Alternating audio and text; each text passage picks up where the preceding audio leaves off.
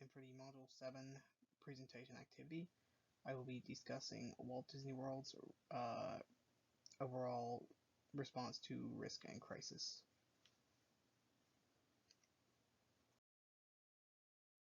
For an overview, for people who don't know, and I would be surprised for the number of people who do not know, Walt Disney World Resort is also called Walt Disney World or simply Disney World. It's an entertainment resort complex in the Bay Lake and Lake Buena Vista, Florida, in the United States, and it's near the cities of Orlando and Kissimmee. The top shareholders of Disney and its overall parks are Robert Iger, Christine McCarthy, Alan Breverman, the companies Vanguard Group Incorporated, BlackRock Incorporated, and State Street Corporation. Here's the overall SWOT analysis. SWOT, of course, stands for strength, weaknesses. I can't and threats. Strengths. It has a strong product portfolio. There's brand reputation. There's competency in its acquisitions. They have diversified businesses, and they have localization of their overall products. Weaknesses, though, however, they have a heavy dependence on income from North America. They have few opportunities for significant growth through acquisitions.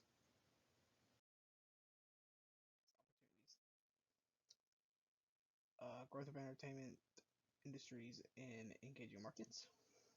Expansion of movie production to new countries.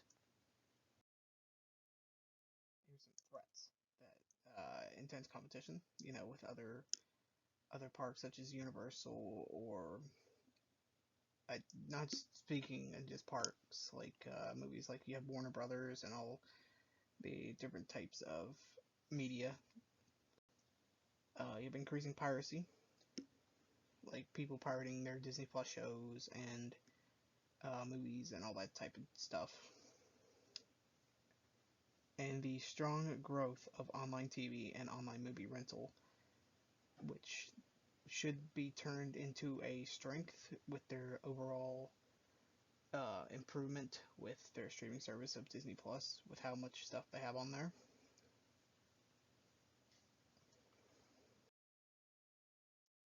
Some overall risks to the park.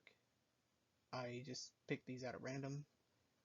COVID-19, the weather, injury, death, and there's always an economical risk to the park, to basically anything.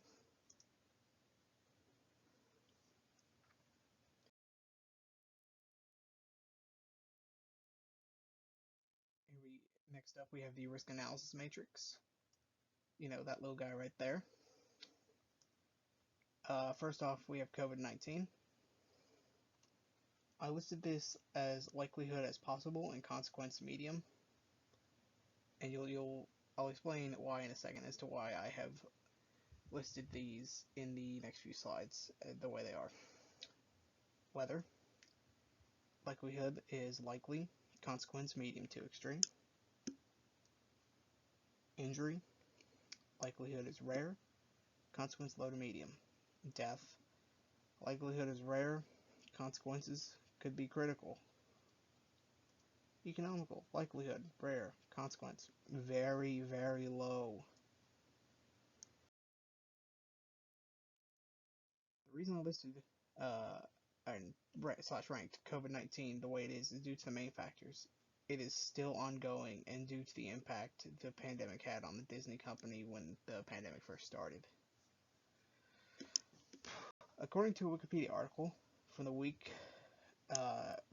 beginning April of 2020, over 100,000 staff at Disney theme parks and hotels were put on indefinite unpaid leave to save the company $500 million.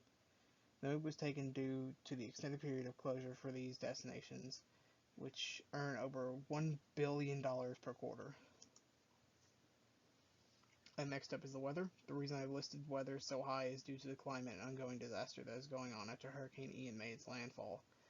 And interestingly enough, if no one saw, Ian actually did hit the park with this past weekend. Yeah, it took up it destroyed basically the Epcot ball, and basically that's just a whole bunch of money that Disney has to put to down the drain to fix the Epcot ball because it's such an iconic piece of Disney imagery. Injury is ranked the way it is due to an article I found written by MyNews.com that mentions a report compiled in Florida. The article states that the report compiled by the Florida Department of Agriculture and Consumer Services lists 18 injuries and illness that occurred at the state's major theme parks from April to June. Now, it did not break down how many of those were at Disney, because you have to think Universal has a park in Florida, but it never really broke down like how many were at Disney. Death is ranked due to how rare it is, but it has happened. With the last report being reported in 2020, and the reason I have listed it as critical is how much of a reputation it can give at the park. Like, why would you want to go to a park where you know that someone has died there? It's really just morbid to think about. Risk analysis matrix. The last overall analysis I used was economical. Economical is ranked the way it is due to how big the park is and how I don't think it will fail. It means how much money it brings in each year to the state's tourism industry and company.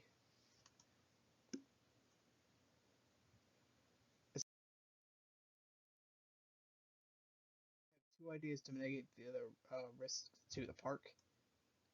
Basically, have an emergency action plan. We learned about these this week. They're always important for when anything bad or critical goes down, and that management and the park overall needs a plan to be able to act during like emergencies and such.